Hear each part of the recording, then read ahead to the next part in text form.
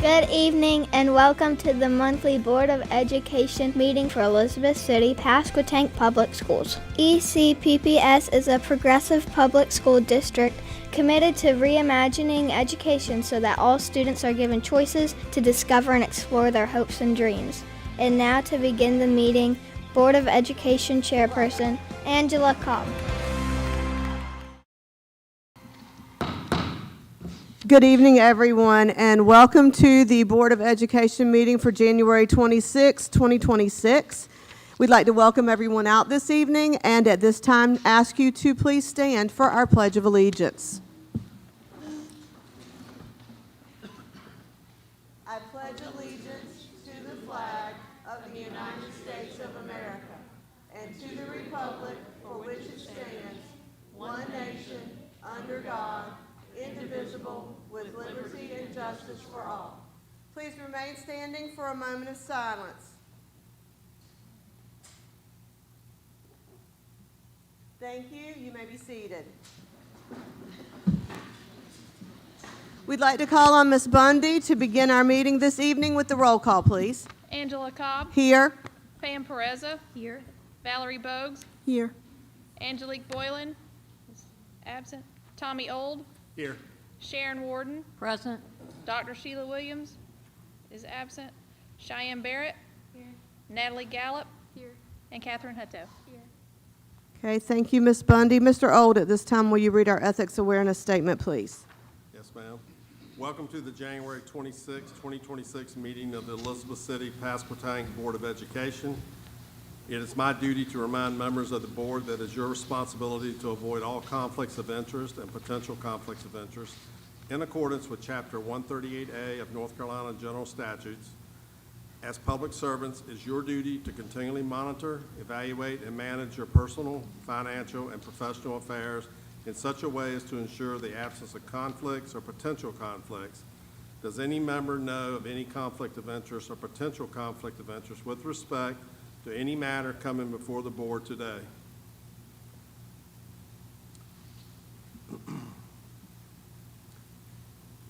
Let the record reflect no conflicts exist.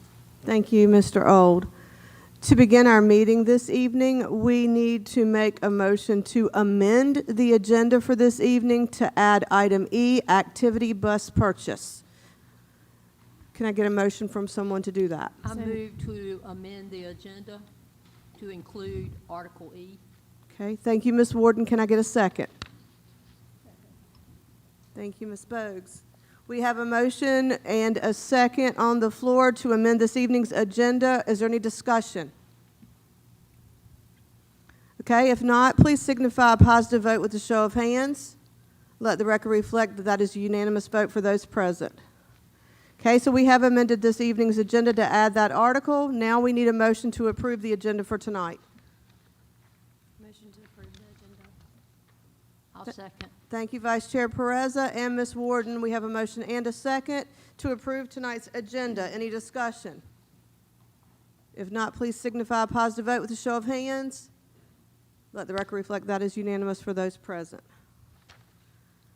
Okay, I am going to now turn over our agenda to Dr. Parker for this evening's recognitions. Thank you, Madam Chair, and I want to thank everybody for coming out this evening and for joining us. We've got some really exciting recognitions that we're going to share, and we're going to kick it off with Dr. Waples, who is going to recognize a star employee here and talk a little bit about our elementary soccer league and some folks that helped us do that. So, Dr. Waples, I'll turn it over to you. Yes, sir. Thank you. Good evening, Board Chair Cobb, Vice Chair Pereza, board members, Dr. Parker, colleagues, and our community. It is my distinct pleasure to recognize Mr. Antonio Gomez. Mr. Gomez is a social studies teacher at Elizabeth City Middle School. And this last year, he became the coordinator of operations for the ECPPS Elementary Soccer League. The ECPPS Elementary Soccer League had its first season this fall, and it was a huge success. Mr. Gomez was instrumental in this initiative.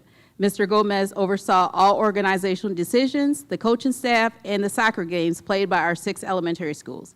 In addition to being instrumental in the school's district soccer league, He is also the Director of Coaching for the Carolina United Soccer Association and head coach for 2 teams. He truly embodies the very spirit of education, mentorship, and community leadership. In addition to that, Mr. Gomez was most recently nominated for the very distinguished honor of being a Positive Coaching Alliance Coach of the Year. Mr. Gomez is among the top 28 finalists for this distinguished award, and I am pleased to let you know that Mr. Gomez is being honored tonight by our school district. His unwavering dedication to the growth and success of all young people in the classroom as well as on and off the soccer field is truly inspiring.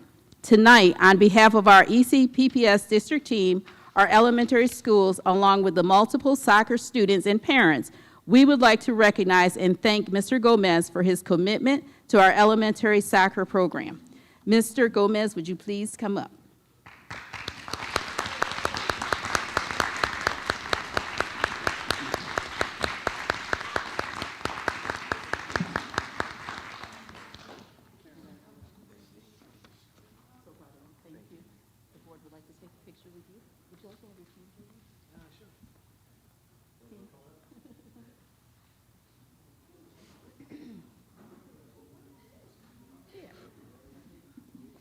Come on.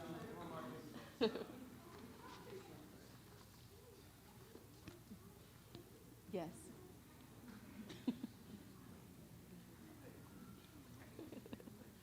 Thanks for coming. Very nice of you guys. Thank you. Hey, how are you? I'm well. You doing all right? Thank you guys for coming. How are you? Please jump right in. Yeah, get right in there.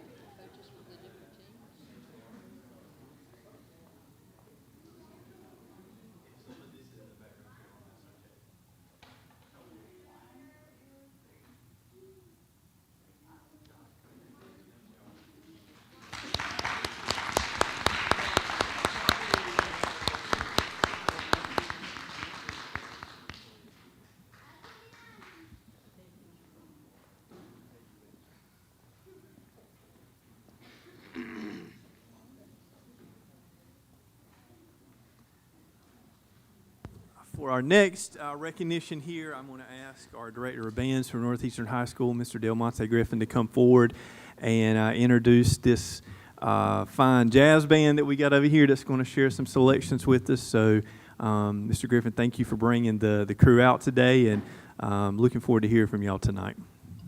Thank you, Dr. Parker, for inviting us. Board Chair Cobb, members of the board, thank you all for inviting us. I would just like to introduce, this is our Northeastern High School jazz combo. On tenor saxophone, we have Wadi Acevedo Martinez. Wave your hand, Wadi. We have Cameron Winninger, who was our jazz captain on trumpet, first trumpet. We have Darius Ewer on second trombone. And Vincent Weiborg on first trombone. And so we're going to play a couple of selections for you. Hope you enjoy. Oh, I'm sorry. William Van Valkenburg on piano, keyboard.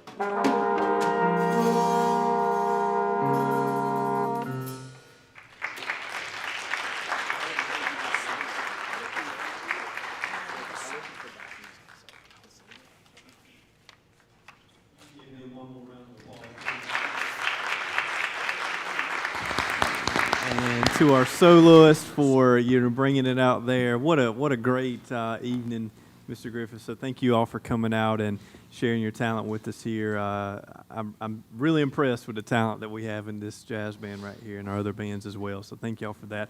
As soon as we finish the recognitions, I know y'all got some equipment, so just a couple more minutes, we'll take a break, and then you guys will be able to dismantle here. So we'd like to ask now Ms. Tilley to come forward and recognize some of our bookkeepers that are doing some incredible things, working around the clock right now. So Ms. Tilley, we'll let you take it away. Good evening, Chair Cobb, Vice Chair Pereza, and other distinguished board members. Tonight it is my honor to recognize a few of our hardworking ECPPS employees. These 4 individuals have completed the Treasurers Academy offered by the North Carolina Association of School Business Officials, better known as NCASBO. They attended 11 academy classes ranging from handling difficult people to payroll management in Greenville, North Carolina over the course of 3 months. Not only did they gain relevant professional development, they were also able to network with other school treasurers from districts throughout our region. Another important fact to highlight is that all of these ladies not only serve as their school's bookkeeper, they are also the data manager. So to complete this certificate while also implementing the new student information system, Infinite Campus, proves their tenacity and commitment to the students of ECPPS. It is my pleasure to recognize Dorian Felton, Northside Elementary.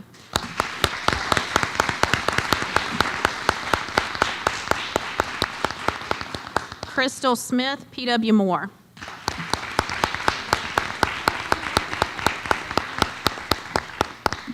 Michelle Spence, Elizabeth City Pasquotank Early College.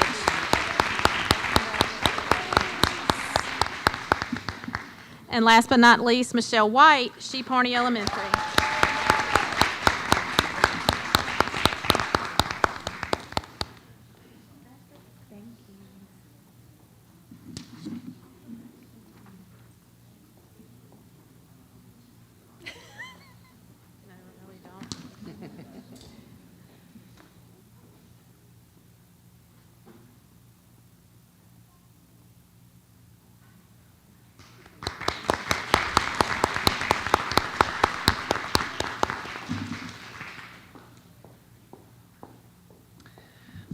right, thank you, Ms. Tilly, and to our incredible bookkeepers for holding it down here. Madam Chair, I have a recognition that I would like to introduce, and that is for a phenomenal educator that I have had the opportunity of knowing since 2022.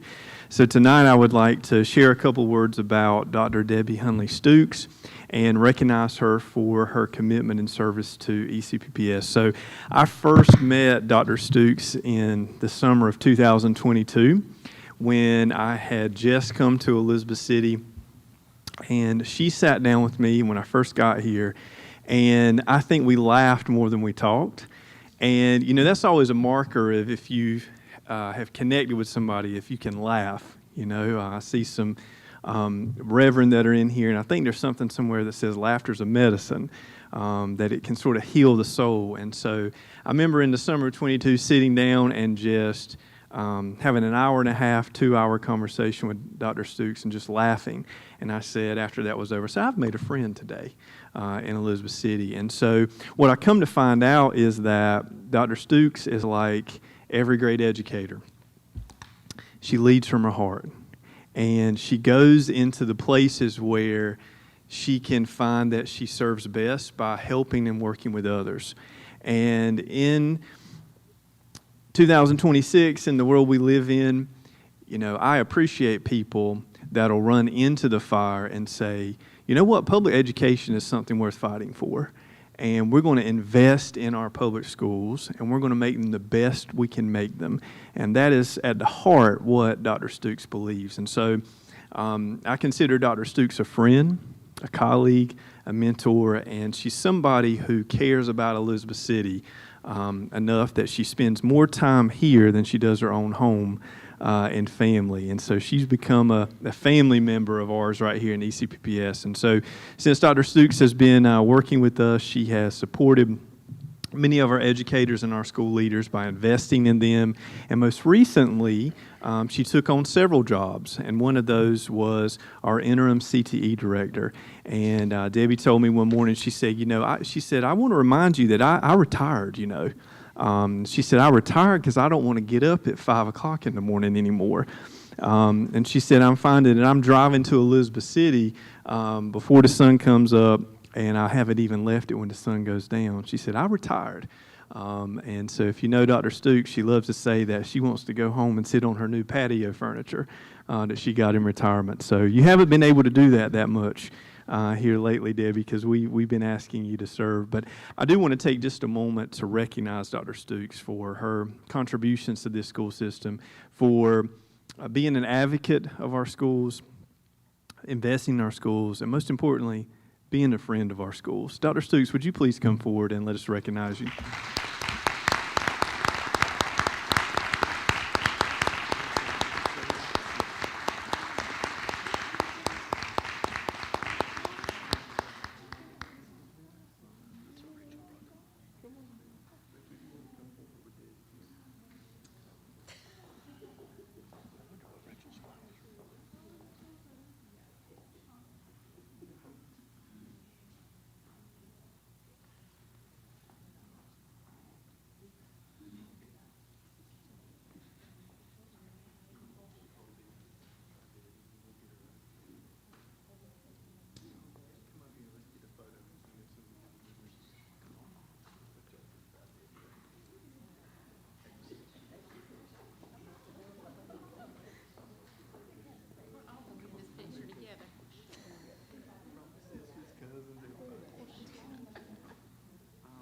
Jump on the other side.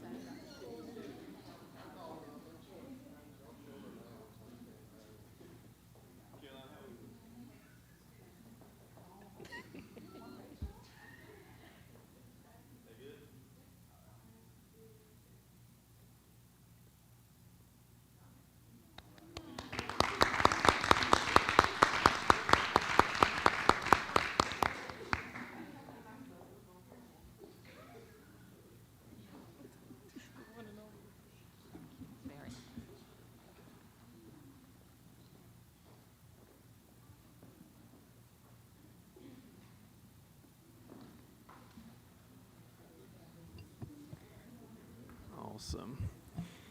Thank you, Dr. Stooks, for your work and support here in Elizabeth City, and appreciate all you do. Next, I want to take an opportunity to introduce you to some fine young people that had an opportunity this past week to really represent our school district extremely well on the Dr. Martin Luther King Jr. holiday. And so I would like to ask for Ryan, for Gabby, for Jason, and Abel to come to the front, and they're going to share some things with you all here. So if you would give them a round of applause as they come forward.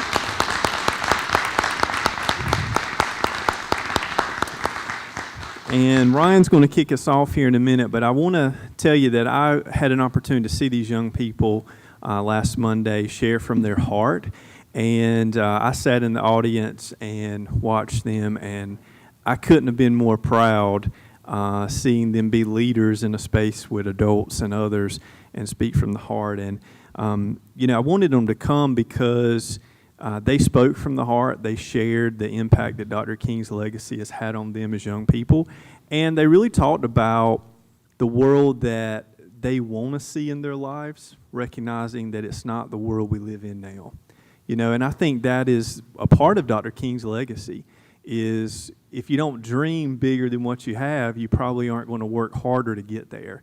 And Dr. King reminded us that we shouldn't give up on pushing for the world and the country we want, even though we may not have that world and country right now.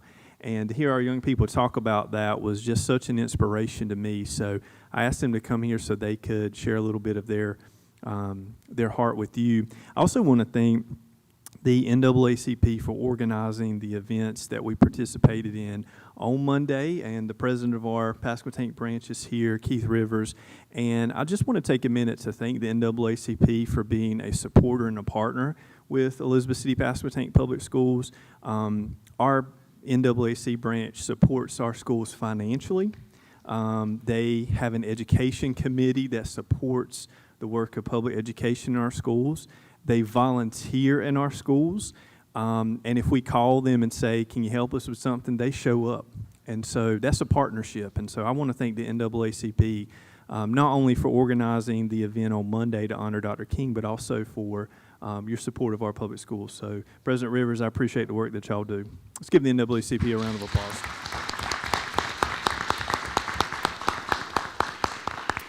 And having said that, I'm going to ask Mr. Ryan Sproul to come forward and kick us off. Let's give Ryan a round of applause. Thank you, and good evening. My name is Ryan Sproul, and I'm a junior at Northeastern High School. I've been asked to speak on Dr. Martin Luther King Jr.'s legacy and what it means to me as a black young man. To tell you what Dr. Martin Luther King's legacy means to me, I will first tell you who Dr. King was in the world. Dr. Martin Luther King was a known civil rights leader around the world who greatly impacted our race by leading the 328-day Montgomery bus boycott and receiving a Nobel Peace Prize at the age of 35. Even though I wasn't alive at the time to experience these events unfold, the effects are everlasting. For if he never dared to step outside the bounds of comfort against the people who were oppressing our race, then we would never know the life that we have today. Because it was Dr. Martin Luther King who said, freedom is never voluntarily given by the oppressor, it must be demanded by the oppressed. In the letter he wrote while in Birmingham jail.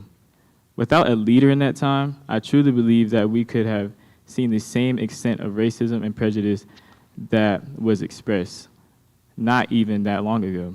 I asked my grandma about her experience, and she stated that even she had experienced racial discrimination at a young age, right in this very town. So to me, the legacy of Dr. Martin Luther King means a choice to live in conformity or to step outside and against the barriers and limits that other people place for you. A lot in my life, I've heard the words like, you're too young, or don't overplay your part. But I believe that in this day and age, that to be successful means to overplay your part and to do what other people aren't willing to do. Ending this, I just want to tell you all to choose. Choose to step out against the norms and set high standards, because now more than ever, we must remember examples like Dr. King, who led an entire race to freedom. Thank you, and have a great night.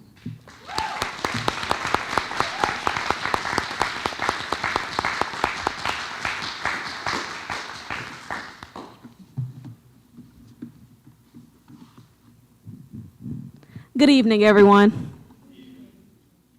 I am Gabrielle Rivers, a junior at Northeastern High School, and I also have the honor of serving as junior class president. And today, I am not just here to speak, I'm here to challenge us, because our theme this year is the fierce urgency of now. And let me tell you all what that means in student language. It means stop waiting. Not next week, not next month, not when I'm older, and not when I graduate. It means right now.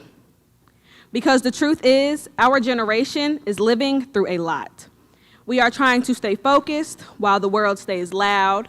We're trying to build confidence while social media is always judging. We are trying to maintain good grades, have a future, and survive drama at the same time.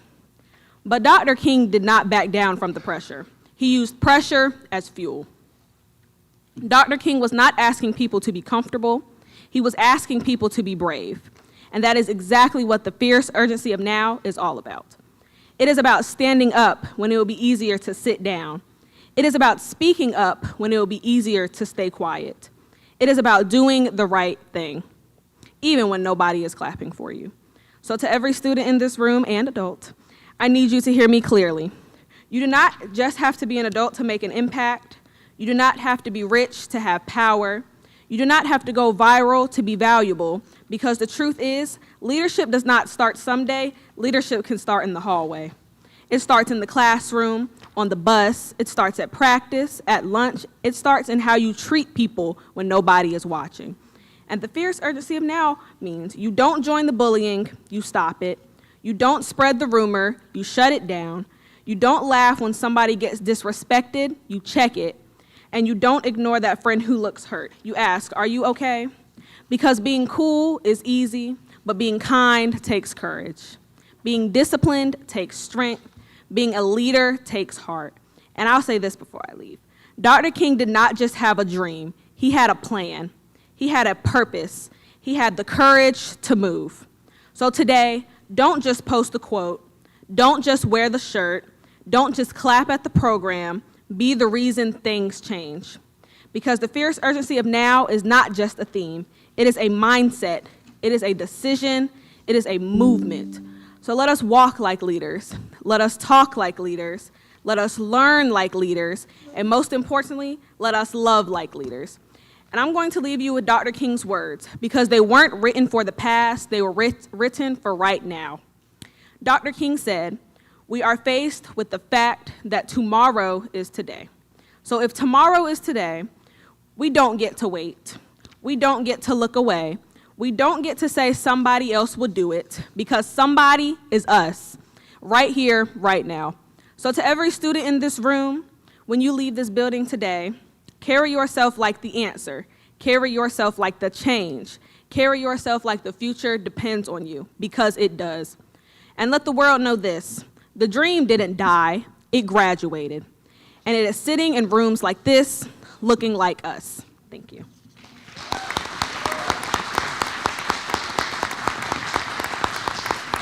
You know,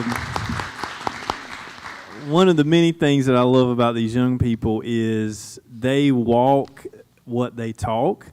And I have seen them in hallways at Northeastern and our leaders at Pasquotank in the early college. And they do what they say. They're leaders among peers. And I couldn't be more proud of the way that they can put words together. I wish I could have done that at their age. And so I want y'all to know that you're an inspiration to us, and I appreciate your leadership. And showing up on a Monday, which is a holiday with no school, and getting up early. And these young people led the program. They organized it. And I was so proud to see our young people be able to do that on what is such an important day for our country to remember the legacy of Dr. King. We're going to ask Abel Sutton to bring this part home here. He's going to share a musical selection. And let's give Abel a round of applause.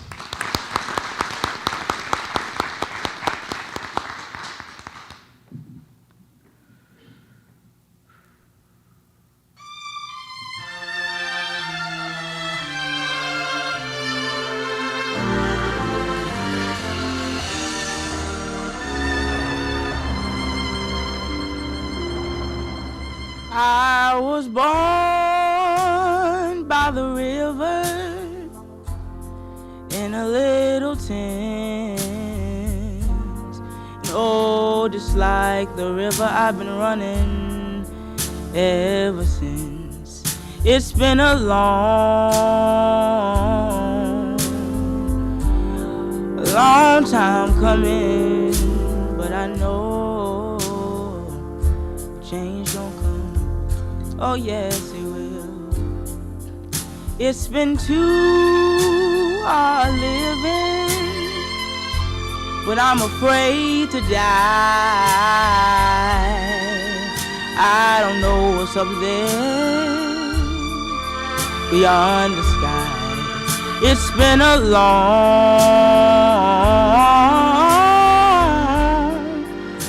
time coming, but I know change gon' come. Oh yes, it will. I go to the movie and I go downtown, but somebody keeps telling me, boy, don't you hang around. It's been a long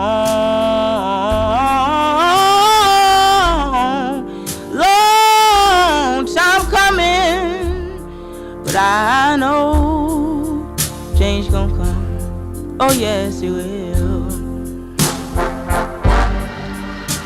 Then I go to my brother. I say, brother, help me please. But he winds up knocking me right back on my knees. Oh, there's been times when I thought I couldn't last for long. Now I think I'm able to carry on. It's been a long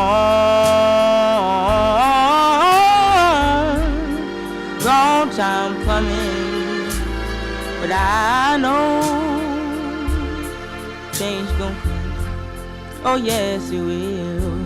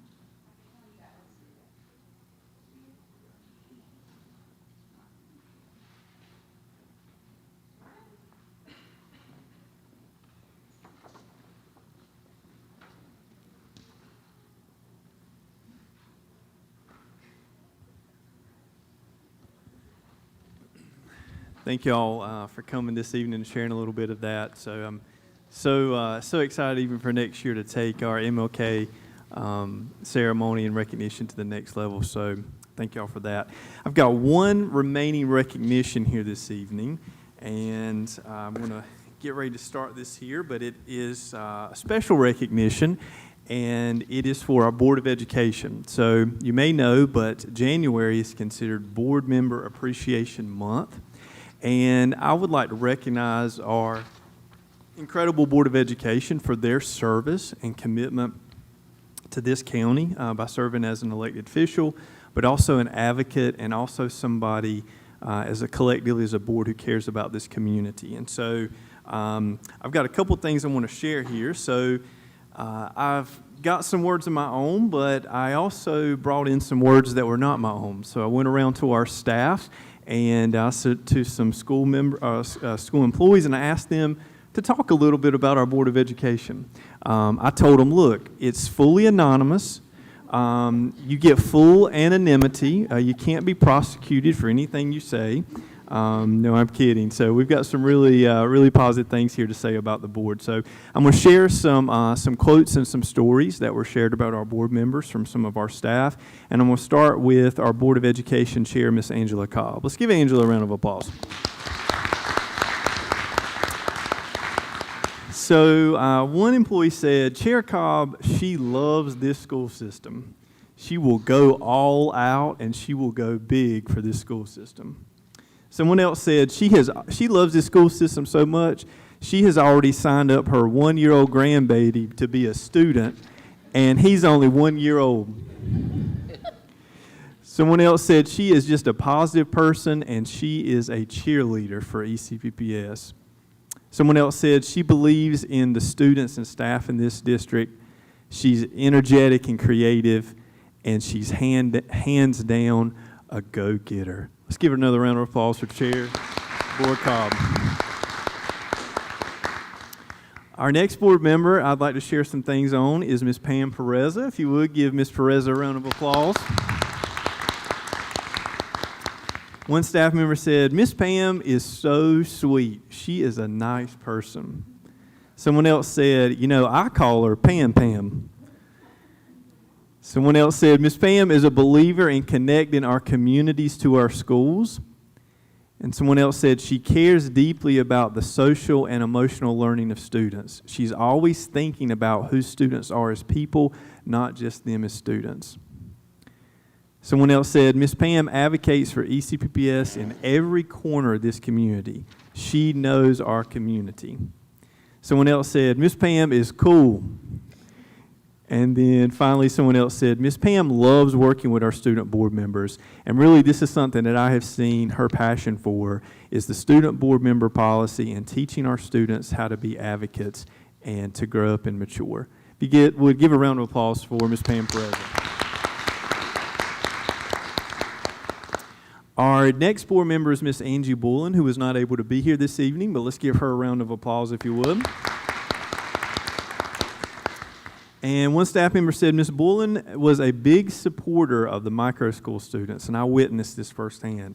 When we were at the North Carolina School Boards Conference, she wanted to learn as much as she could about school facility budgeting, so she chose to attend a session on the topic, and she was asking great questions. Someone else said she loves kids. She's passionate about education. And then someone else said, although I have not gotten to know Ms. Bullen as well as I'd like, since she's relatively new on the board, I can see that she cares about young people, and I have seen her go up to students and ask them how they're doing and encourage them. Let's give Ms. Angie Bullen a round of applause. Our next board member I'd like to recognize is Ms. Valerie Bogues. If you would, give Ms. Bogues a round of applause.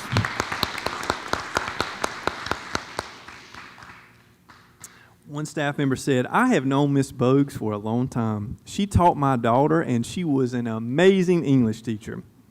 Someone else said, Miss Bogues always asks how my children are doing. She remembers them by name. Someone else said, she wants to give back, and she has a positive outlook, and she wants everything to work out for the good. Someone else said, Miss Bogues was my teacher, and she was great. She kept up with me after I graduated, and that always meant a lot to me. Someone else said she loves ECPPS, and she cares about people, and she cares about the students that may not have a voice. Give Ms. Bogues a round of applause, please.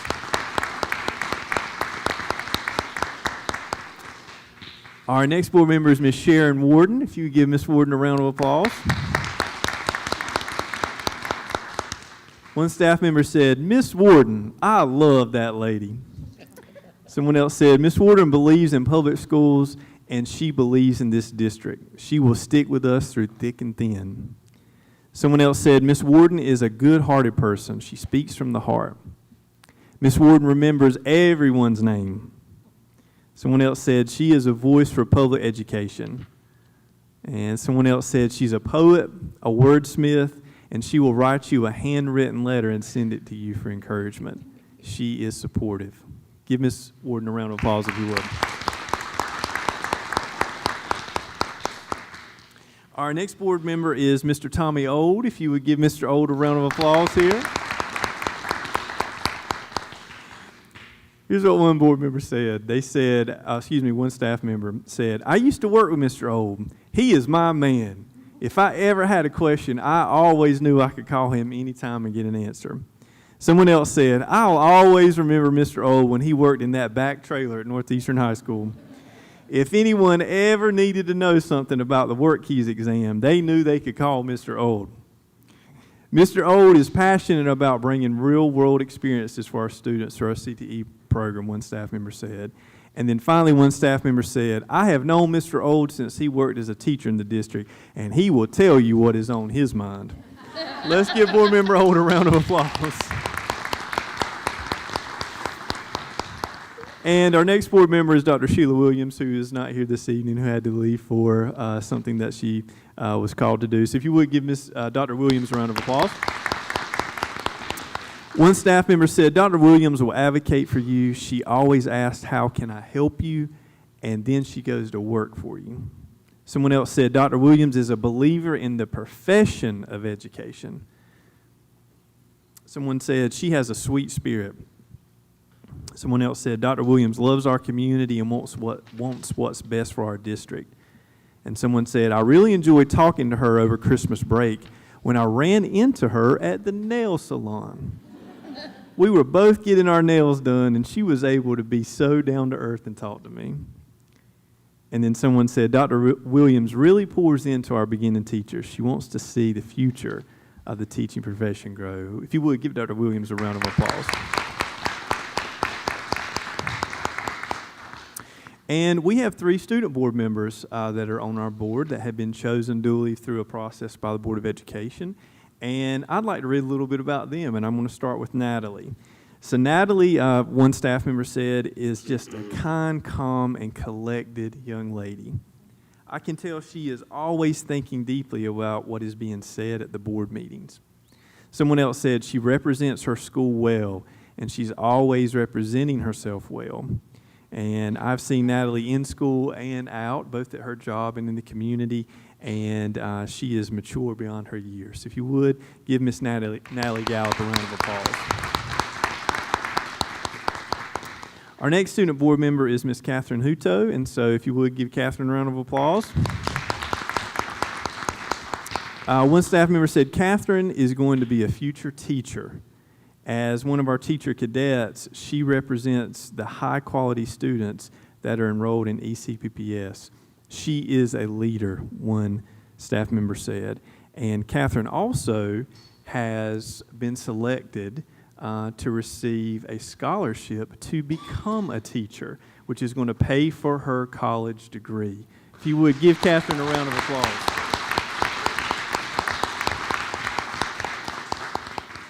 And finally, we have Ms. Cheyenne Barrett, who is also one of our school board members. If you would, give Cheyenne a round of applause. Cheyenne is also a teacher cadet in our teacher cadet program, and she wants to work with children when she grows up, and she's been able to discover some of that passion as a teacher cadet. One staff member said, "I will always remember when Cheyenne spoke at the press conference earlier this year. She spoke with grace, eloquence, and confidence. And I could never have spoken in front of adults when I was that age, but she did it and handled herself so well, and that was just very impressive to me." If you would, give Ms. Cheyenne Barrett a round of applause. So I wanted to share some of those things because oftentimes, particularly in the here and now, the act of elected officials and the act of service is something that oftentimes becomes a thankless job. And I just want to thank our elected officials that serve on the Board of Education. They could have chosen to do something else. They didn't have to do this, but they took an opportunity to come serve their community. And that's really the heartbeat of what our democracy is those that decide to serve, particularly in the communities they have. Last thing I'll say here is we're going to take a photo. I took all of the comments that the staff shared with me, and then I plugged that into ChatGPT. And I told Chad, I said, pretend that you're from another planet and you've never been to Earth before. I want you to read these comments and I want you to tell me what you would think about our Board of Education if you were visiting Earth for the first time. And here's what chat said. It said, number one, it said, these board members are deeply people-centered. Across every set of comments, what stands out to be most is these board members care about children, staff, and the community. Two, chat said, they are authentic and accessible. These are not distant or ceremonial leaders. They're described as down-to-earth. One of them talked to somebody in the nail shop. They're easy to reach, and they're willing to ask questions and learn. Three, they're deeply committed to public education. These board members have a consistent belief in our public schools, the district, ECPPS specifically, and the profession of education. One comment even emphasized a board member sticks with the community through thick and thin. Number four, they're action-oriented. These are not board members who simply approve agendas. They advocate, they ask, and they get to work. Five, these board members value students as whole people. Repeatedly, the comments made attention to social-emotional learning, student voice, beginning teachers and future educators, and students who may not otherwise be heard. Six, these board members believe in growing the next generation of leaders. That's evident by the student board members that they've added to their own board. And finally, these Board of Education leaders lead with their heart. Give them one more round of applause, if you will. We'd like to take a photo with y'all. Let's take a photo with the board and student board members up here as well.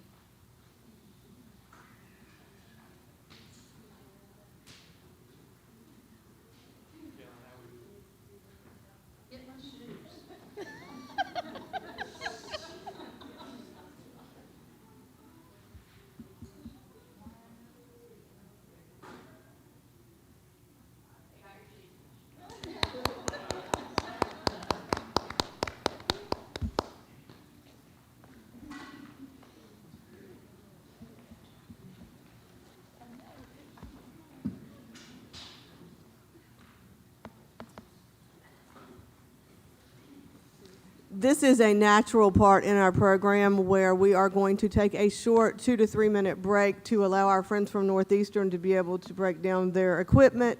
And we realize, although we would love to have all of you here with us until the very end of the meeting, some of you may have other commitments. We will take a 2-minute break right now and give that opportunity, and then we'll come back in just a few to continue business.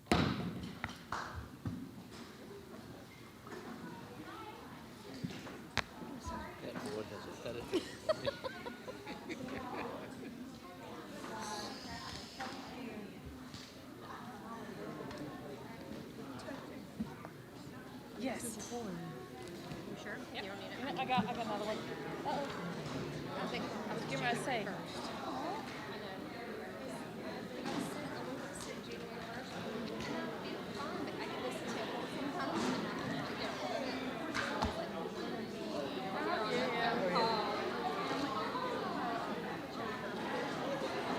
Is that your broom mic?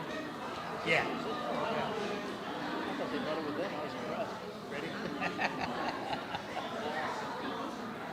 That's my sommelier friend. He's good. He was here. They came dinner on Friday night. Spent the night. Oh, nice. Yeah, it was really nice. Where does he live now? Killable Hills. Sandra lives here. Yeah, he lives in Killable. He moved away. Yeah, they moved away to Charleston for 2.5 years. He and I used to have a blast because I was here bartending there. At one point. God, it's been a while. Yeah, he's still working there some, of course he works in the bar and the back bar's been closed now for the last many weeks now. Yeah. But he works there some. Does he work somewhere else? Yeah, he's got a couple different things he's doing. And still pursuing higher sommelier. and he's passed the theory part of the master some exams, and he's going to pass the service or blind. Mind-boggling. It's just it's a process. That's Yeah. I just love that old. He's a great guy. What's the one with movie there? That's so good. Watch it.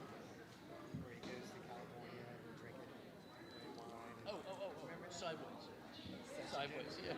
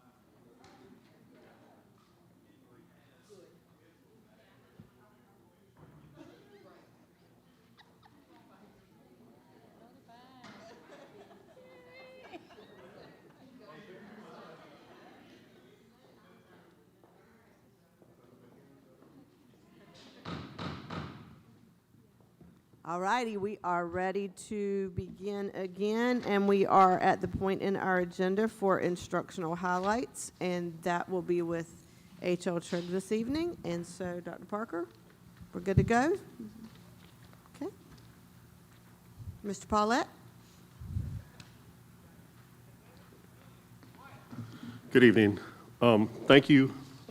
First of all, Board of Education members, y'all are awesome. Thank you for being you. I have several friends that are principals in other districts, and we were talking about I had to come make a presentation tonight. They're, oh my God, they're going to grill you. I was like, nah, that's not the board we have. So thank you for being you.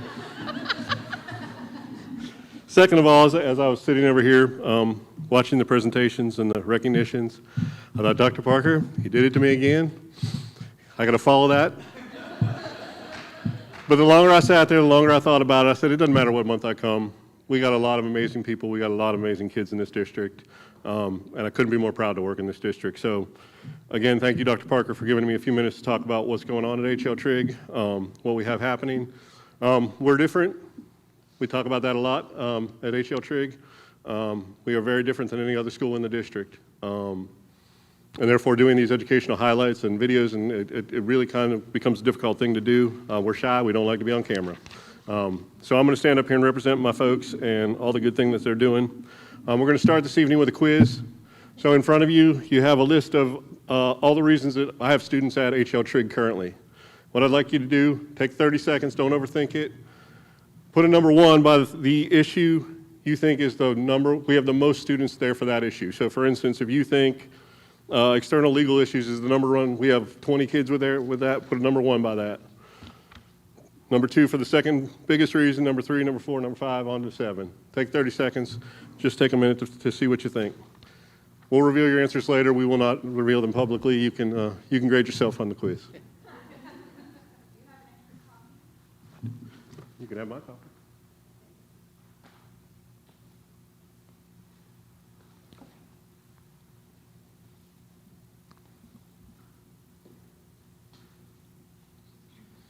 Ten seconds. 5 seconds. Pencils down.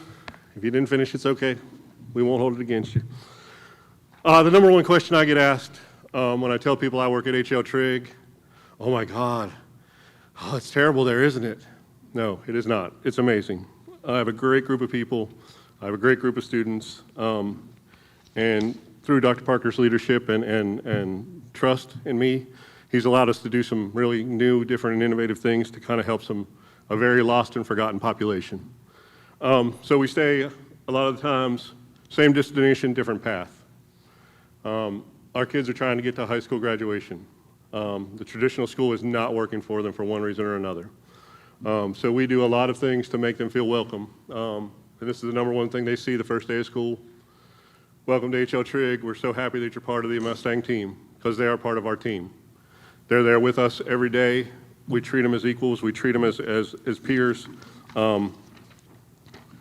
We tell them that you've made some adult decisions to get here, so we're going to treat you like an adult, and we're going to help you get to the place you need to get, help you achieve the goals you want to achieve, and open up some possibilities for you didn't know you were even looking for. So as kids enter Trigg, number 1 thing we talk to them about is, you're here for a reason. It's your reason and your reason alone. We're happy to have you, and we're happy to do everything we can to make your life as easy as possible and get you to that finish line, to that high school diploma. Oops, hitting the wrong buttons here. My team, a great team. We're small, but we're powerful. Myself, the principal, and then a bunch of support people who make me look really good. Ms. Crutch is one of our teachers. Mr. Spencer is the other one. Ms. Crutch is a math certified teacher. Mr. Spencer is certified in English and language arts. Ms. Dana Miller is my teacher's assistant, also my secretary and my phone person and my power school person and my anything else we need her to be person. She's great. She'll jump in. She'll do whatever we need to be done. And Ms. Roxanne Whitehurst, who has the best, shiniest, cleanest, nicest looking floors in all of Elizabeth City.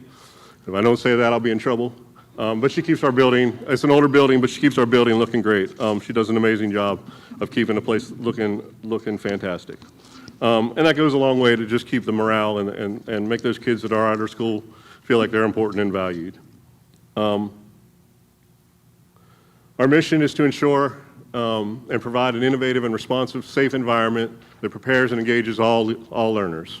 Our kids come to us not being successful for one reason or another, and we'll get to some of those reasons in a minute. They come in with their backs up, with their defenses up, ready to argue, ready to fight, ready to prove that they are tougher and they don't need us and every other thing. Our number 1 thing on day 1 is to make them feel comfortable, make them feel appreciated, make them feel like they've got a chance. We spend a lot of time one-on-one. Very first thing every student does when they come to Trigg, they meet with me. Their parents are there sometimes, their parents aren't there sometimes, but my conversation is directed to the student. We talk to them about their graduation plan, about what they've done, what they need to do, and how we're going to clear a path to get them to where they want to be. That conversation is very blunt, it's very to the point, and it's very sincere. And from that moment on, when the kids see that, hey, these people really care, they've come up with a plan just for me, they're invested in my education probably more than I am at this moment. Their attitude starts to change and things start to go in a positive direction. Our vision is the same as the district's vision. In a changing world, ECPPS will prepare our learners to be productive, competitive, and successful citizens. 99% of the kids that come through the door say, I'm never going to college, I don't care about learning, I just want my diploma so my mom will get off my back and I can get on with my life. About 50% of them, by the time they leave, have at least filled out their COA application, have filled out their FAFSA, have explored, have gone to COA, have gone to some tech schools, have gone and visited with recruiters, because we take them, we drag them there. We've gone to NC Works, we've set up a account for them at NC Works. We've helped them develop their resume. We prepare them to do whatever they're going to do next and give them some opportunities to understand that these other opportunities aren't for everybody else, they're for you too. And you can get there, it just takes a little bit, you're just on a different path. We were on, Ms. Crutch took several students to COA early in the semester, touring around the school, ran into 3 former trig students who day one said, I'm never going to college, I don't need that stuff, I don't care about it. They're at COA, they're doing well, they're working towards certifications. Again, I tried to get some of them to come out and talk to y'all, but they were not interested in that. But I'm very proud of those students and what they've accomplished, and that we were a small part in changing their path and getting them on going in a direction that's going to be very positive for them. One of the things we did this year that we're super proud of, again, we're very different. Our students say they want to go to the world of work, so our building is set up like a business. You come in, you get 15 minutes to get yourself together and organized. Your phone, your cell phone, everything else goes into your locker in our student workroom. It is set up, it was designed by the students. We had all the furniture, we had pictures of every piece of furniture we had in the building. We said, it's all yours, do whatever you want with it. They came up with a design for the room. We installed some lockers we had hanging out in the back. Every day kids come in without a fight. They take their stuff, they put it in their locker, no phones, no headphones, no nothing, just your Chromebook, and they go to work. They lock their stuff up, it hasn't been an issue or a problem. We're probably one of the few schools in the country that don't argue over cell phones. They know it's time to go to work. In exchange for that, every hour to hour and 15 minutes, we take a break. Just like you're at work, you punch out of your thing, you close your Chromebook. If you're on task and you're on time, you go to the break room and you have 15 minutes to pull your phone out, text whoever you need to text, watch a video, relax. We have some snacks there for them. We have some great volunteers who have provided snacks, water, hygiene kits, anything they could possibly need. They go in there, they relax. At the end of that 15 minutes, again, it's not an argument, it's not a fight, it's not a fuss. Time's up, time to go to work. They put their stuff back in their locker, they lock those lockers, and they go back to work. All of our students are on Edgenuity, which is a learning platform. It is self-paced. So in any given classroom, you could have 7 different kids taking 7 different classes, all working at their own pace. Some are ahead, some are behind. Once they figure out, if I just do what y'all asked me to do and stay on the pace you set for me, I'm going to get these classes done. We had one young man, came in, had 2 credits at 17. This past semester, he got 7 credits. He did credit recovery. He worked in school. He worked out of school. He emailed us at 3 o'clock in the morning. Can you unlock this for me so I can go to the next section? Of course, we didn't respond at 3 in the morning, but when we got there at 8 in the morning, it was unlocked. He's on there constantly. He's finally figured out this is a way I can be successful in school. I don't have to do projects. I don't have to talk to people. I don't have to be around people. I can get on. I can work when it's convenient for me. I can have help when I need help, and they're going to be there pushing me, encouraging me, and helping me go forward. And so again, he doesn't want to be recognized. He doesn't want to be his name said or anything. But again, we're having individual successes with young men and young women. Here's our cell phone policy. We go over it the first day with them. A lot of them don't like it, but after the first day, they kind of figure out, hey, I'm actually getting stuff done. I'm not distracted. I'm moving through this thing. I'm moving towards graduation. And that flywheel snowball effect kind of keeps going. Here's the answers to the quiz. The majority of our kids are there for attendance issues. That shocks a lot of people. Everybody thinks that it's all bad boys and troublemakers and kids that were in this, that, and the other at school. We have 2 long-term suspensions who are there through the remainder of the school year for various things. SEL is social emotional learners. high anxiety kids, kids that have a hard time interacting with other kids, diagnosed and undiagnosed mental health issues. We have 4 kids who have external legal issues that are fairly pressing in their life, but while they're dealing with those things, we're able to help them continue with their education and at least continue working towards a high school diploma. We have 2 parenting students who have children of their own. One just completed her coursework, will graduate, she'll walk at graduation at the end of the year. The other one is working full-time, taking care of her baby and taking care of her business here at Trigg. So we're able to provide a very flexible schedule for her to help her be able to continue to accumulate credits, not at the same rate as everybody else, but she's accumulating credits. She's moving towards graduation and taking care of her responsibilities. We have 2 that have some severe behavioral issues, and then 1 student who's transferring from another alternative program to our program. In general, if you come from another alternative program, you go through us first, and we kind of help you figure out, are you just trying to get to graduation, or are you trying to get back to your home school, and which path you're on, and then we help you kind of work that plan to get to where you want to be. In your folder, or in your packet rather, there's the form that I created along with my staff. This is the form we use if a kid is recommended to come to Trigg. The front is just demographic stuff. The middle part of that front page has the reasons why they're being referred. The bottom third talks a little bit about the student. On the next page, we like to get to know the student before they come, so we ask the guidance counselors or the MTSS team, depending on the school, to kind of fill out all their academic information. What have they passed? What have they failed? What have they tried to recover? Next box is about their discipline record. Are they in trouble? Are they just not coming? What's the issue that's impeding them? The next box is, do they have any outside therapy, outside services working with them? So again, we know who we can contact to help this student get going in the right direction. The final page is just a signature page that says, hey, we're all on the same page. We're all in agreement that this kid is struggling. They're in danger of dropping out, and we want to save them.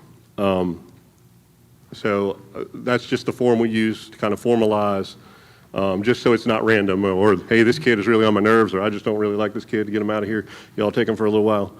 It's a very formalized process of really trying to hone in on the kids that we're going to lose. And it's real easy to identify the noisy kids. It's really difficult to identify the quiet ones. And the quiet ones are the ones that slip away and nobody realizes they're gone, and we've missed an opportunity with them. And so this form really helps us kind of hone in on that. The next thing in your packet, I was going to pull them up, but the links were being kind of crazy. That's why I printed a packet for you. The next thing in your packet is a multicolored page, I believe. There's like 3 multicolored pages. That's for an individual student that was coming to us. Again, he was a different student. He was 16. I think he had 3 credits. And he's like, I want to graduate this year. And I said, well, that's not super realistic, but we'll put together a plan for you and show you what that looks like. And so I put together 3 different options for him, an 8 credits a semester plan, a 12 credit a semester plan, and an 11 credit semester plan. Him and I sat down and we went through each and every one of them, and I explained to him, this is how much time you're going to have to invest. This is what you're going to have to do. This is what it's going to look like. We can do all 3. We can start with 12, and if it doesn't work, we can backpedal to 8. We can start with 8, and if you're doing great, we can go forward to 12. And so we spent a good 30, 35 minutes going over this plan over and over again because he was having a hard time kind of wrapping his mind around, well, I've been in school for 3 years, so I should be in 11th grade, so I have 1 more year, and I should be out of here. And so really helping him understand the credit system and how you have to have a certain number of credits and you have to get them in a certain order. And it's really laying it out for him visually, kind of helped him understand, okay, here's where I am, here's what I need to do, here's where I'm trying to go. Unfortunately, that student moved away, so we didn't get to the end of his plan. Hopefully he's enrolled somewhere else that cares enough to take the time to figure out what he needs and get him there. The last sheet in your packet is our graduation plan. Marcus White, if any of y'all know Marcus White, amazing, amazing, amazing man. Incredibly passionate about kids and getting them where they need to be. He developed this form. It's a live form, so as you fill it in, it fills in their credits for them. Like I said, day 1, number 1 thing, when the students come in the building, we go over that graduation plan with them. Here's what you got. Here's what you can recover. Here's what it looks like to get you to where you need to be and how long it's going to take if you just do it for a semester. Again, it's very individualized. It's very personalized. It's very much right there in front of you in black and white. When we're finished, I tell every kid, take it home, put it on your mirror, where you brush your teeth in the morning so you can look at it every morning and you know this is what I got to do to get myself out of here. The biggest thing, again, is the change in students. They walk in the door saying, I just want to get out of here. What's the minimum I got to do? And by the time they leave, we've at least exposed them to some opportunities. We've given them an opportunity to see some things, and we've helped them in any way, shape, or form that we can to get them there. Some of our community partners, we have real close relationships. Texas Roadhouse has a great program. They bring kids out, they take them through the kitchen, they feed them the rolls.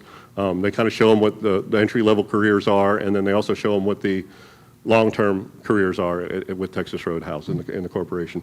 COA, we have a great relationship with them. We go visit them several times a year. We've gone to the Elizabeth City campus. We've gone to the Currituck campus. And kids kind of see things that they're like, well, I didn't know they did that there. I might be interested in doing that.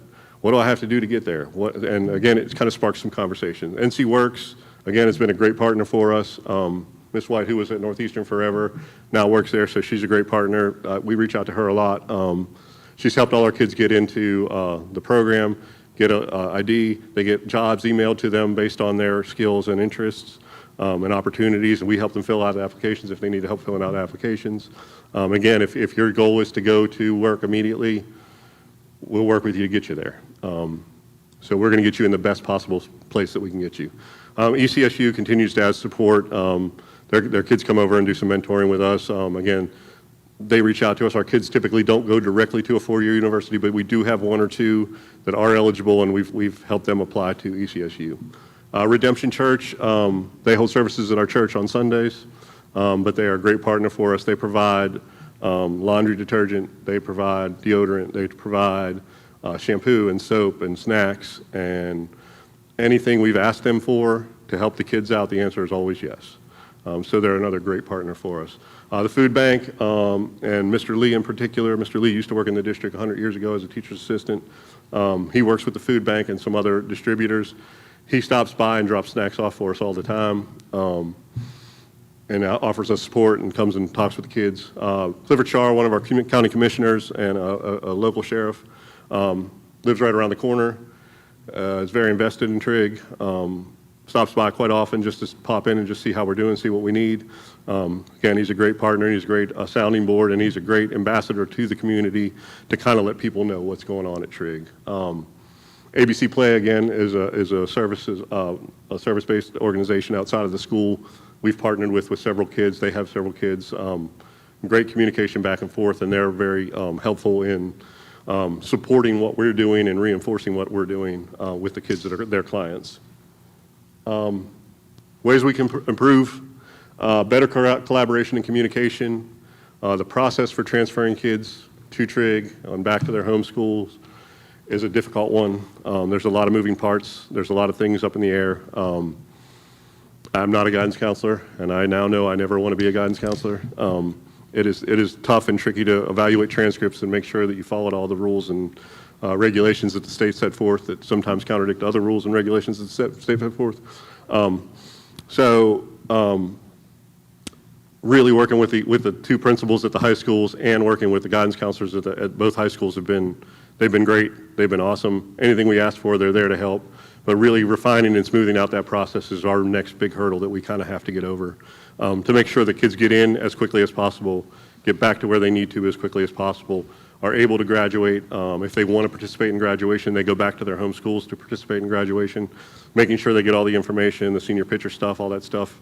That communication loop stays, intact, so that we're not missing an opportunity to make a kid feel part of something and special. So those are kind of our areas that we're focusing on this year to improve. Our graduation highlights, something we're very proud of. 23-24, we helped 12 kids graduate who were designated as at risk or at risk of dropping out. 24-25, we had 17 graduates. Now this year we have 7 who completed their criteria. They all got all 22 of their credits and are eligible to graduate early in January. Another 10, and we're taking on another one today that if he can get all 3 of his, we'll get to 17. That doesn't sound like a colossal number, But when you're talking about a class of under 200 students and we're getting 17 kids graduated, we're at about 8 to 10% of the graduating class, helping that graduation rate, helping the district, and most importantly, helping these kids have an opportunity for a future. They may do nothing with their high school diploma right away. They may get fire under them and go to COA or go directly to work or go somewhere, but we've given them that opportunity. We've helped put them on a path. So again, you can probably hear it in my voice, I'm pretty passionate about this stuff. These are the kids I'm meant to help. These are the kids that touch my heart. Once again, welcome to the team. We look forward to working with y'all, continuing to work with the Board of Education. We appreciate your support. We know we're a very small program. We know we're a very expensive program in the overall scheme of things, but what we're doing is critically important. And again, those quiet kids that slip out the door and nobody knows, we're hyper-focused on making sure if they're going to slip out the door, they're going to slip out the door with a diploma and at least an idea of the direction they want to go. Thank you for your time. I truly appreciate it. I'm going to try not to have a heart attack next year when he says I got to do this again and come up with something new to talk about. Do you have any questions? Is there anything I can clarify for you? I know I went kind of quick, but. Chris, I just want to thank you for your passion and dedication to this program, and it speaks for itself, and I know everybody in this room has heard how passionate you are, but I just want to make sure I flag that the school you're talking about right now is not a school that Trigg once was, and when I first met the school, these things were not happening, and so you've been able to take what was a vision and be able to run with that, and I think it says a lot where, as Chris pointed out, there's, the community sometimes believes that the profile, the number one reason why your students come is about behavior, and that's not the case. What that attendance says is students didn't, for whichever reason, weren't able to access what they needed to at their home school. And so you've become a school of choice, not a school of behavior. Even though there are some students that are working through some behavior improvements, you're a school of choice. And I just want to emphasize that because this week is National School Choice Week, and this week was designed to be School Choice Week to talk about alternatives to public education. We're actually celebrating National School Choice Week here in the district, and we're saying that we have a lot of choices right here. You actually don't have to leave to get them. And so H.L. Trigg is an example of that, a school choice option. And families can request for their child to go there. Students can ask to learn about it. And I think that's a big transformation. Another thing I want to say is everything that goes on here is being done with Chris and his team of 4 people. And 3 support staff and his head custodian. And that means that everybody wears multiple hats. And so I want to thank y'all for your dedication. Your teams had to think outside the box and figure out how y'all do some things differently as a team. And y'all risen to the challenge. And I really think each of you found your groove and really just worked so well as a team. We're not ready to say some of the things right now, but we have some even bigger things in store that we're planning for H.L. Trigg as we look to next year and beyond. And our goal is to continue to grow the program as a school choice option and make sure everybody knows it is not a discipline one-stop. It is a school choice option if you're looking for an alternative. And so I just want to thank you for all the hard work you're putting into the work, Chris. Great presentation. Thank you.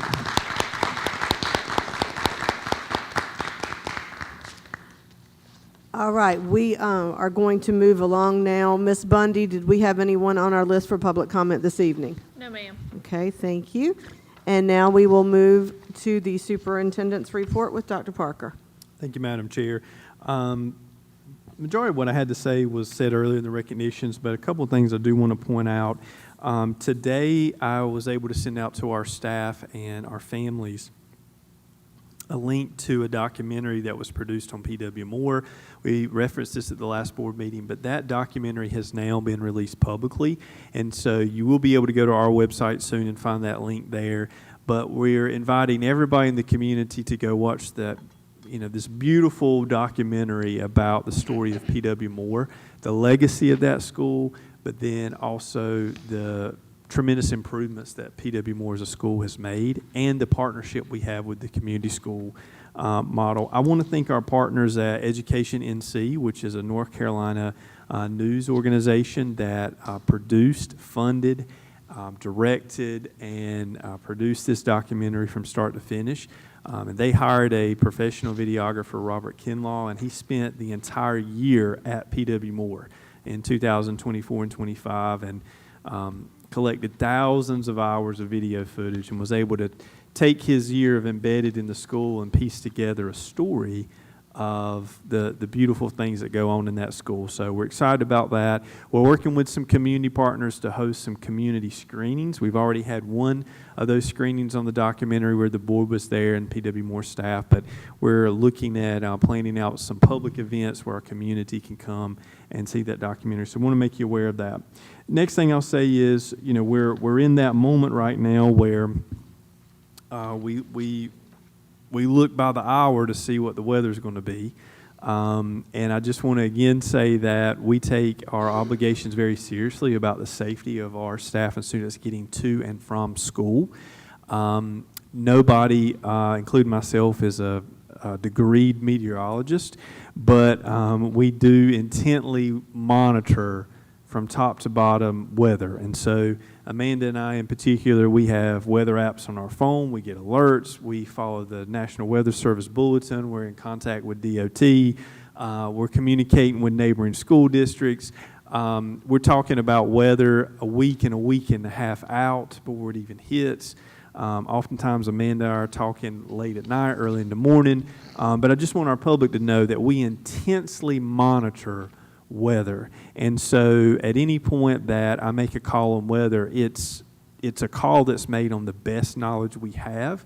And I just want to emphasize again to our families and our staff that my philosophy is to always make the call based on the safest outcome I think will happen for our students and staff.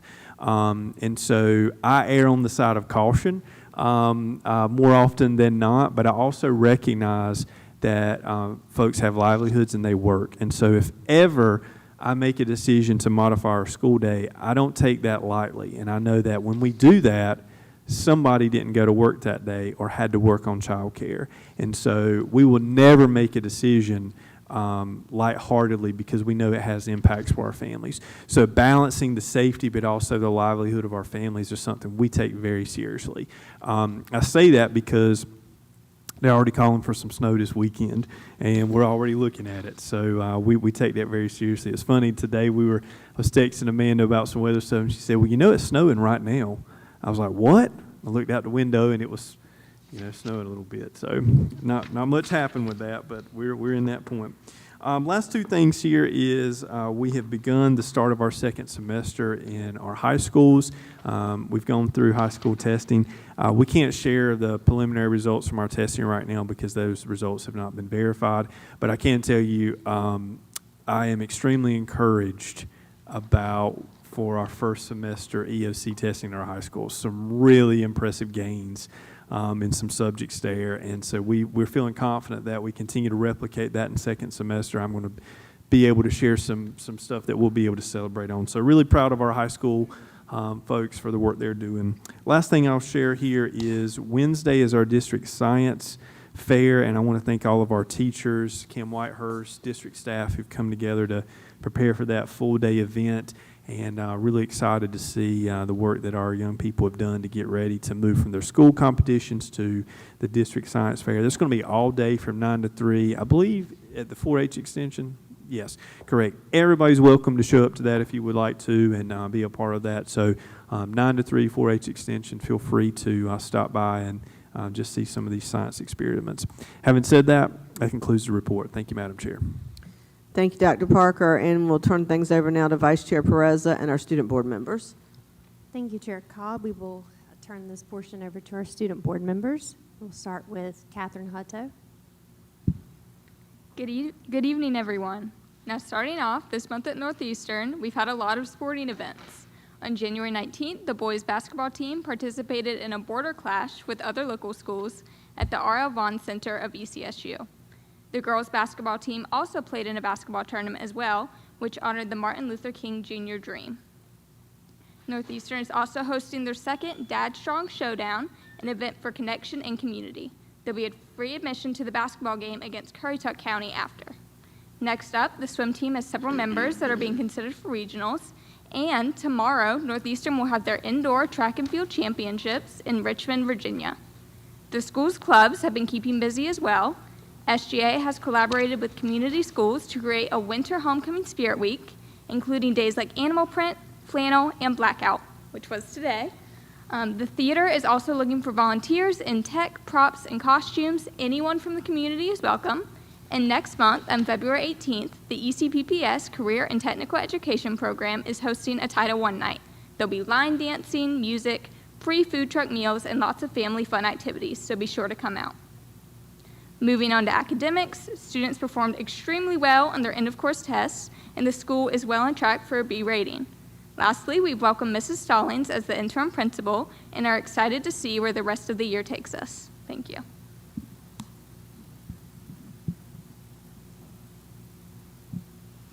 Good evening, everyone. I am Natalie Gallup from the Early College. I hope that everyone had a nice break. We are glad to be back, and we're off to a strong start for the second semester. Our school counselor has met with all seniors to finalize their plans of study, whether they are preparing for college transfer or going straight to the workforce. Scholarship information has also been shared with all of us seniors. Juniors have begun receiving ACT preparation materials and tutoring opportunities for the March test, helping them feel more confident and prepared. In the classroom, teachers continue to design creative and meaningful ways to integrate MacBook applications into instruction, which enhances student learning and engagement. Our partnership with the YMCA is continuing to be a valuable resource, and students continue to benefit from access to the gym and pool. Recruitment for the 2026 to 2027 school year is now underway. Visits to Elizabeth City Middle School and River Road Middle School have been scheduled, and campus tours are available for families who are interested. We will also be hosting a community open house on Thursday, March 26th, for interested students and families. We also recently held an interest meeting with Ms. Mara from the Bridge, previously known as La Casa, to explore opportunities for our National Honor Society to volunteer at their after-school program by helping tutor students. Lastly, our PTO will be hosting a barbecue sale on Friday, March 13th. Thank you all for your time.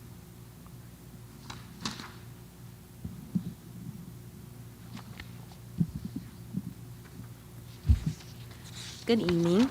Welcome back, everyone, from break, from your PCHS student board member, Cheyenne Barrett. In the month of January, my school has quite the bit to unfold, as our school has been up and busy, ready to take on the spring semester. For sports, over the break, our basketball team stood strong in our conference's annual Christmas tournament, where they were able to make it to the playoff rounds of the game. They also participated in the town's Border Classic basketball tournament, where they did an outstanding job. Some Panthers on the prowl in their sports are Brandon Smith, boys varsity basketball. Coach Lee shared Brandon scored his 1,000th point while playing at the Border Classic. Daniel Freeman, swimming team. Coach Webb shared first-time swimmer who has worked hard to learn a new sport, learning the nuances to swimming and making goals for next year. Next, Gabby Cardenas, women's wrestling. Coach Ola shared she went 4-2 at the Manio Dole on last Saturday and became the conference champion on last Thursday. Lastly, Daniel Sylvester, indoor track. Coach White shared Daniel ranks number 6 in the state 3A in the 55-meter hurdles. He shows up every day ready and willing to put in the hard work. Next, for our clubs, our Air Force JROTC Unit 20068 will be hosting their first Crush Culture Valentine's Day dance, which will be held February 13th. Tickets will be on sale starting January 30th for $20. In addition, we also will be selling dance grams. For more information, please contact Sergeant Minton via email. Any students interested in joining the PBIS committee, please fill out the Google form sent by Mrs. Chelsea Perry via email. DECA Club. We'll be doing 3 different fundraisers for DECA members to raise money to attend the DECA State competition later next month. DECA members will be selling Tidal Wave Auto Spa coupons, Krispy Kreme donuts, and Valentine's Day Bestie Boo bags. Our HOSA Club will be hosting a blood drive February 3rd and will have a table during lunch on January 27th for students to sign up and donate blood. After a wonderful holiday break in the month of January, P-TANK students have been back in the building and on the prowl. As we have wrapped up exam weeks, students came back this week and should now be in their second semester spring classes. Any schedule changes need to be made before the 10th day of the semester. You must complete the Google form sent via email to request any changes. For seniors, be sure to fill out your FAFSA for free to attend college after high school. All 12th grade CTE concentrated students should be studying work keys with an Edgenuity program preparing us as we are scheduled to test February 18th. Students who actively complete their IXL work keys practice and prep activities will be entered into prize drawings as encouragement for their effort. For more information, please feel free to reach out to Ms. Devin Wilder for more information. All seniors should have placed capping gown orders and met with their counselor to confirm their diploma name. Lastly, seniors, as we have made it to the second half of our senior year, closer than ever to the finish line, I would like to encourage you all to stay motivated. As senior has been filled with responsibilities and preparation for the success of our futures, as Panthers on the prowl, I know we are all capable of finishing strong, with just 4 months away from crossing the finish line. As your board member, it has been amazing growing up and sharing the moments we've had together. I am thrilled to know I'll have the pleasure of cheering you all on as we cross the stage 4 months from now.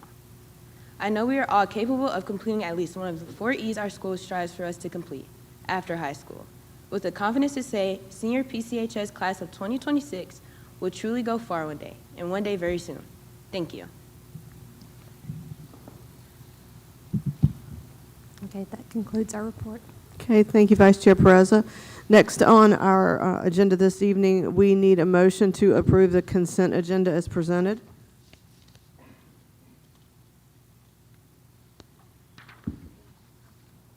I'd like to make a motion to approve the consent agenda as presented. Thank you, Ms. Bogues.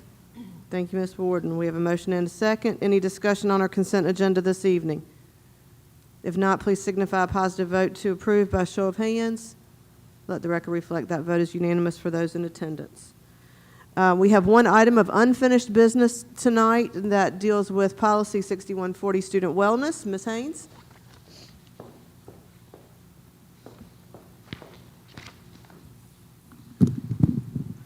Chair Cobb, Vice Chair Perez, and board members, good evening.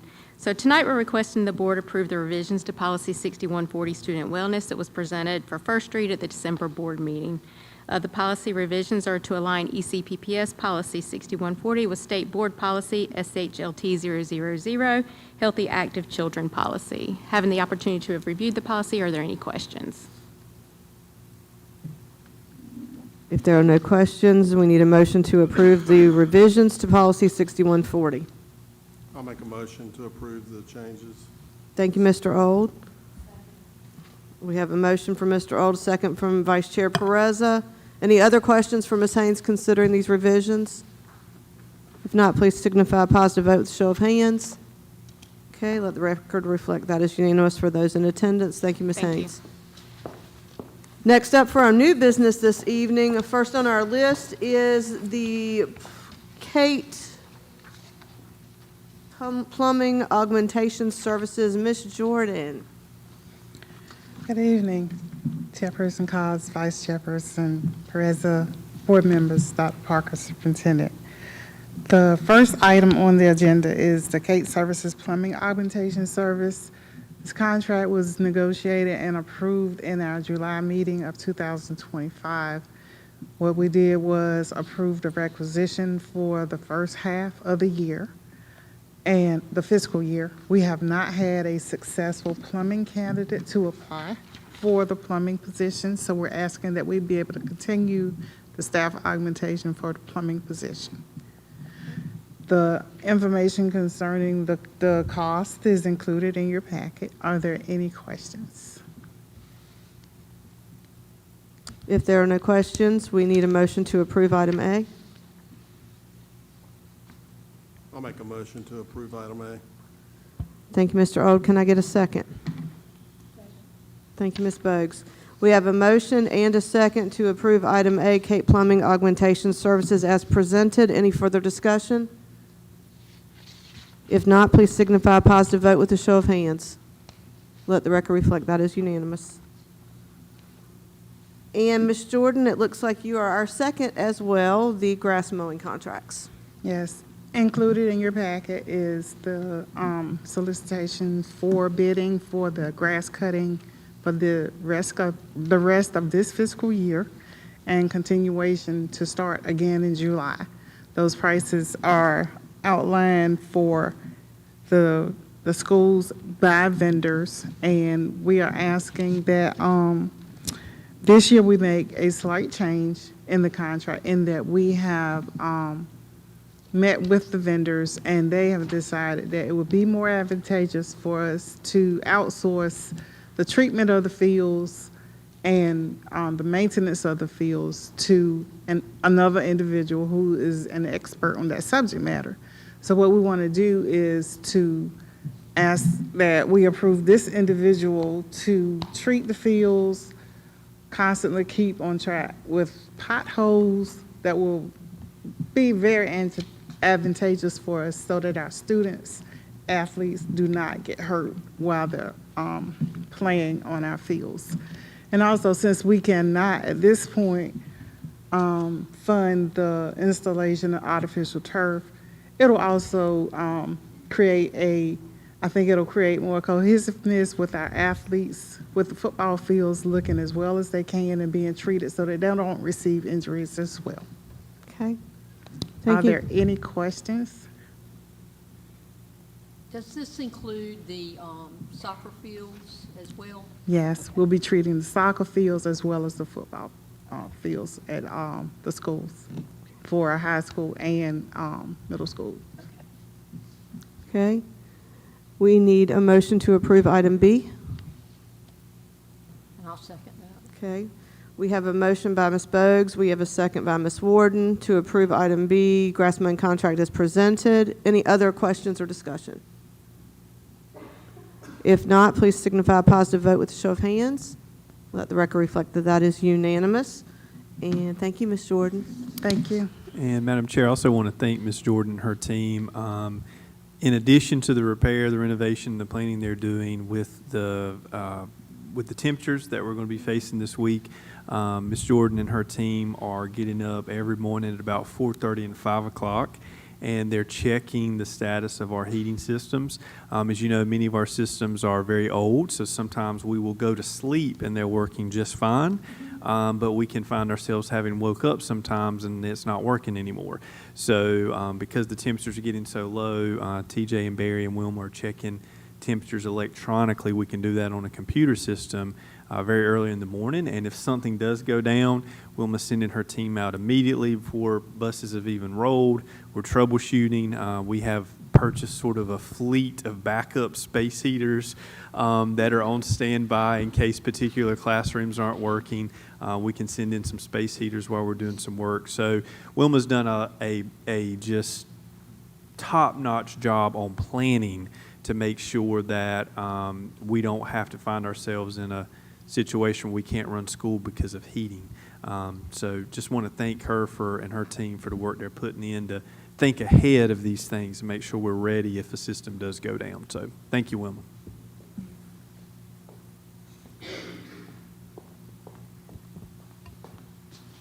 Good evening again. Hard to believe, but we are back at budget prep season.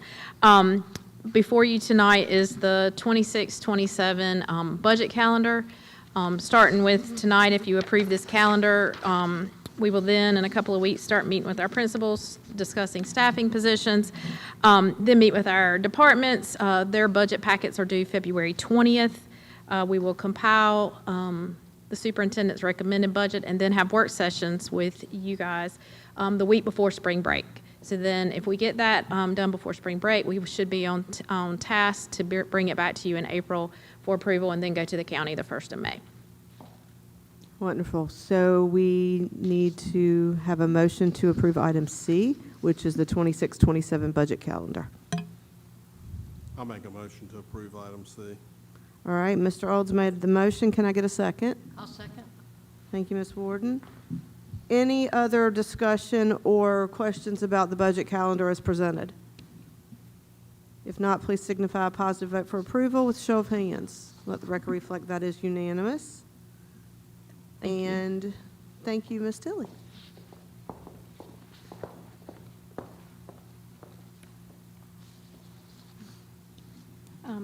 Good evening again. Tonight, we'd like to request the board approve the proposed amendment to the contract for Hunley Stokes Educational Consultants LLC in the amount of $40,000 for leadership development coaching.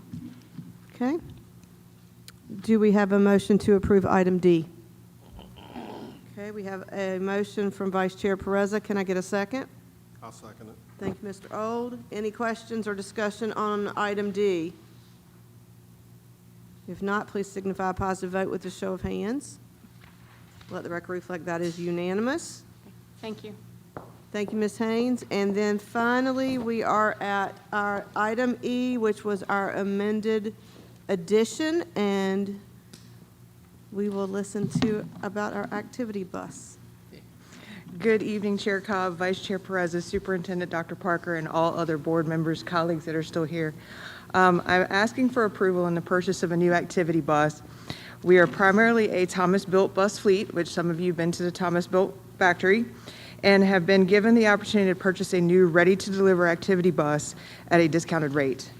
We are in need of 2 buses to accommodate both the high schools when they have away games. They need basically 4 buses for each school. I only have 7 right now. One is fairly old, sitting outside. So we would like to be able to supply them with that. So if they both go out the same night, we have to pick one or the other. So it's kind of unfortunate for the students that want to go out and participate for the games during the season. I have a fund for the purchase of an activity bus that we have been putting trip funds into that is close to $95,000 at this time. And would like the board to consider approving the funds from the Capital Outlay Fund to be able to purchase this new activity bus. Anybody have any questions? Okay, can we get a motion to approve item E, the activity bus purchase? I'll make a motion to approve item E. Thank you, Mr. Old. Can I get a second? I'll second. Thank you, Ms. Warden. Any other questions or discussion for item E? If not, please signify with a positive vote of show of hands. Let the record reflect that is unanimous. Thank you, Ms. Hill. Thank you all so much. And that is the last thing on our agenda this evening. I need a motion to adjourn. And Madam Chair, can I just say one thing about that activity bus? Amanda, is it like the Teslas? Will these new ones drive itself? I'm just joking. I'm just joking. And I want to make sure that we've done everything on that contract we need to. Ms. Tilley, is there anything that you would add there? Okay, thank you. Make sure it's clear. Sorry. I just want to make sure it's clear that we are approving the appropriation of capital outlay fund balance to purchase this bus, that portion that we don't have on hand in the fund she mentioned. Okay, I just want to make sure that was clear so that we can move forward in a timely manner. Okay. Yes. Thank you. You're welcome. Thank y'all. All right, so can I get a motion to adjourn? Okay, we have a motion to adjourn. Can I have a second? Second. Okay, Ms. Bogues, I heard her first. All right, other questions, discussion for the good of the cause? If not, please signify a positive vote with a show of hands. Let the record reflect that is unanimous, and we are adjourned.